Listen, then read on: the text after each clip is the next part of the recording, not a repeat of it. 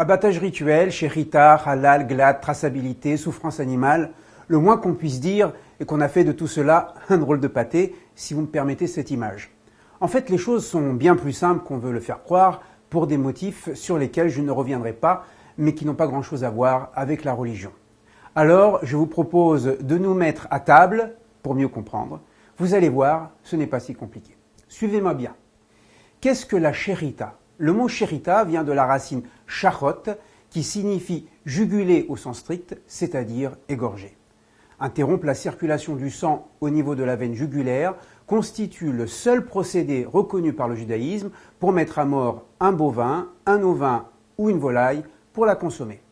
Retenons ce point, car il est fondamental. Interrompre la circulation dans la veine jugulaire est le moyen le plus immédiat et le plus efficace d'interrompre l'activité du cerveau, donc de toutes les sensations et de toutes les souffrances. La sherita s'inscrit dans la question plus générale de la cacheroute, les règles alimentaires du judaïsme. À ce propos, je vous renvoie au clip Aleph Bet que nous avons réalisé spécifiquement sur le sujet de la cacheroute. D'où nous viennent ces règles ? La sherita ne se trouve mentionnée qu'une seule fois dans la Bible et de façon extrêmement allusive. Dans le Deutéronome, on y lit « Quand tu te diras « je voudrais manger de la viande », tu pourras tuer de ton gros ou menu bétail selon la manière que je t'ai prescrite. » En fait, aucun détail ne figure dans la Torah quant à cette manière prescrite et c'est la tradition orale qui va transmettre le mode opératoire, comme c'est le cas d'ailleurs pour tous les commandements à caractère pratique, tels l'acte de la circoncision, la confection des franges rituelles, les tzitzit ou des téphilines. L'expérience de la transmission orale fait office de manuel de l'utilisateur qu'on serait en droit d'attendre à la seule lecture de la Bible. Comme vous le savez, la loi orale a été consignée par écrit, et oui, encore un paradoxe apparent du judaïsme, et c'est le traité du Talmud Choulin qui nous dit tout sur la sherita. On peut traduire d'ailleurs le mot choulin par viande profane ou viande de consommation par opposition à la viande sacrificielle. Qui peut procéder à l'abattage ? Eh bien, contrairement à ce que l'on pourrait croire, peu de gens sont habilités à le faire. D'abord, parce qu'il faut avoir suivi une formation et un réel entraînement. Ensuite, parce qu'il faut être habilité par le consistoire et les différents services ministériels. Il faut également être en pleine possession de ses capacités physiques, il ne faut pas trembler ou être physiquement faible, et mentales. Le sot, par exemple, ne peut exercer cette activité. Enfin, et peut-être surtout, la tradition juive exige, par-delà la compétence du personnage, une qualité supplémentaire. Il faut être respectueux des règles de la religion dans sa vie quotidienne, respecter le Shabbat et les mitzvot. Le terme consacré en dit long sur le niveau moral qu'on attend du shochet. On dit qu'il doit être Yireh Shamayim, craignant le ciel. Alors, et alors seulement, on mérite le titre de shochet. On le voit, toutes ces exigences soulignent la gravité de l'acte qui va être accompli. En quoi consiste précisément le geste ? Techniquement, la sherita consiste à trancher au moyen d'un couteau très long et extrêmement affûté, tel un scalpel chirurgical, l'œsophage, la trachée artère et les veines jugulaires, le tout en un seul geste. Durant cette opération, la bête est inclinée tête en bas de façon à ce qu'elle se vide de son sang. Cette sherita obéit à des principes techniques très précis, comme l'interdiction de l'interruption au cours du va-et-vient du couteau ou l'interdiction d'appuyer la lame sur le cou de la bête. Le non-respect de ces principes rend la bête irrémédiablement non cachère, non valable. On dit alors qu'elle est terefa ou nevela.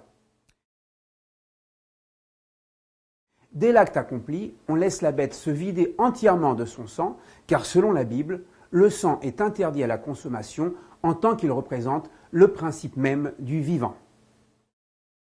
Alors commence un long examen de la bête pour savoir si elle est propre à la consommation. En fait, cet examen a même précédé l'abattage. La bête, en effet, ne doit présenter aucune anomalie externe ou maladie visible à l'œil nu. Si c'est le cas, la bête est refusée. Une fois ouverte, l'intérieur de la bête est vérifié pour être certain qu'aucune affection ou malformation, en hébreu moum, ne touche l'animal. En plus de l'examen général de la carcasse de la bête, une vérification toute particulière sera faite au niveau des poumons. En effet, si les poumons sont percés, ce que l'on vérifie comme on vérifie une chambre à air plongée dans l'eau, la bête devient impropre à la consommation. Une distinction existe néanmoins entre la tradition séfarade, le rite oriental, et la tradition ashkénaze, le rite occidental. En effet, pour le rite séfarade, les poumons doivent être parfaitement lisses, halak en hébreu, glat en yiddish. Pour le rite ashkénaze, si des grumeaux sanguins ou des fibres recouvrant la plèvre peuvent être retirés sans attenter à l'étanchéité du poumon, la bête reste cachère. Autrefois, quand la shérita se présentait comme un acte artisanal, c'est le shoret qui accomplissait les actes de vérification, en hébreu les bédikotes. Aujourd'hui, disons depuis les années 60 pour la France, pour des raisons de productivité, les vérifications sont accomplies par un superviseur ou un surveillant rituel, le mashgiach, qui appose ensuite sur la viande des signes de cacheroute, le hercher, c'est le petit carré de plomb, ou le tompan bleu que vous pouvez voir sur certaines parties de la viande achetée dans votre boucherie cachère. La vérification des parties internes et des poumons ne constitue pas la fin du travail aux abattoirs, car selon la Torah, le shoret doit encore retirer quelques organes interdits à la consommation. Dans une procédure qui s'appelle le nikour, on retire les viscères, le suif, relève en hébreu, des vaisseaux sanguins, à cause de l'interdiction du sang, ainsi que le nerf sciatique, qui fait l'objet d'un interdit spécifique. En effet, rappelons qu'en souvenir du patriarche Jacob, blessé à la cuisse lors d'un combat de nuit avec un agresseur mystérieux, les enfants d'Israël ne mangent pas le nerf sciatique, qui doit par conséquent être retiré après l'abattage. On parle de dénervage. Si cette procédure minutieuse pouvait s'appliquer dans les temps anciens pour les petites communautés du shtetl ou du Mela, aujourd'hui, où la demande importante de viande cachère a engendré une véritable industrie de la cacheroute, cette pratique du nikour, longue et fastidieuse, particulièrement pour la partie postérieure de l'animal, a été réglée de façon plus expéditive. Concrètement, la partie basse de l'animal n'est plus commercialisée. Aussi, après la shérita, cette partie est revendue aux chevillards non juifs, si bien que les boucheries cachères ne vendent que le haut de la bête. La shérita, nous l'avons dit, s'intègre dans les règles générales de la cacheroute qui constituent l'une des bases de la vie juive.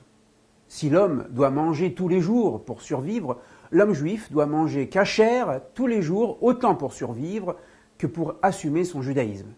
Et si les règles de la cacheroute ne se limitent pas à la consommation de la viande, il n'en reste pas moins vrai que la viande, en tant qu'elle provient d'un être vivant, constitue un aliment très particulier. Économiquement parlant, qui dit viande cachère dit mise en place d'une structure de cacheroute impliquant shochet et formation, superviseur, gestion et secrétariat. En d'autres termes, la cacheroute induit un coût, d'où la perception de la fameuse taxe du Beddin, du tribunal rabbinique. Cette taxe représente également une recette essentielle dans l'équilibre financier du consistoire qui fait vivre toute l'infrastructure communautaire. Rabbins, enseignants, juges, les mariages, les divorces, enterrements, etc. auquel tout juif a recours à un moment donné de sa vie. D'où cette critique souvent entendue, et pas forcément fausse, que seuls les juifs religieux respectueux de la cacheroute payent pour tous les autres. Précisons qu'en plus du consistoire, il existe également des sociétés privées orthodoxes possédant leur propre réseau d'abattage et de distribution.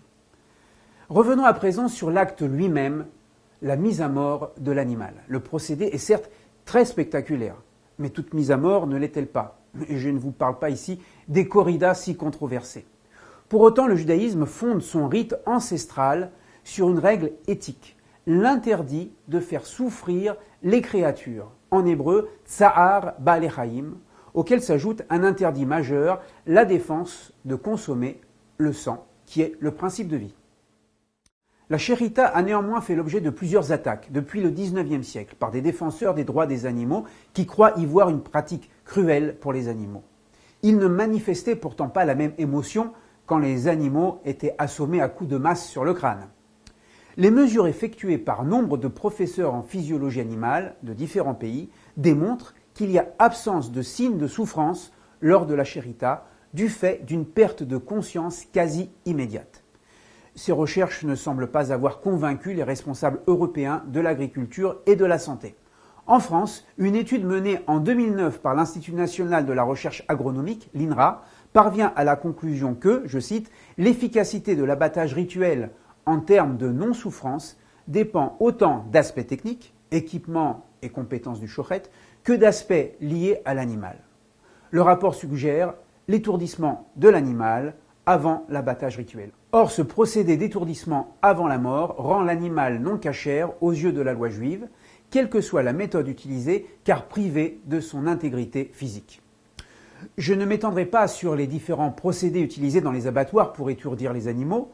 Ils vont du coup de masse à l'injection, en passant par l'électrocution et le gazage, ou encore le pistolet à tige perforante.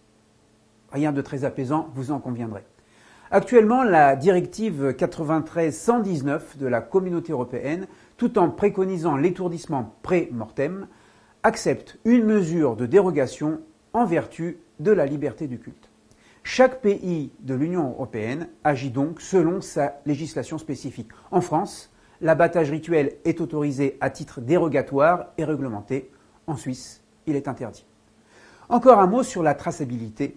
La question est de permettre au consommateur final, qu'il mange ou non cachère, de savoir comment l'animal qu'il consomme a été abattu. Les Juifs n'y voient évidemment aucun problème, bien au contraire. En revanche, l'industrie redoute que les labels cachers, à cause de tous les préjugés savamment entretenus sur ce mode d'abattage, dissuadent le consommateur et du coup renchérissent considérablement le prix de cette viande en réduisant la demande.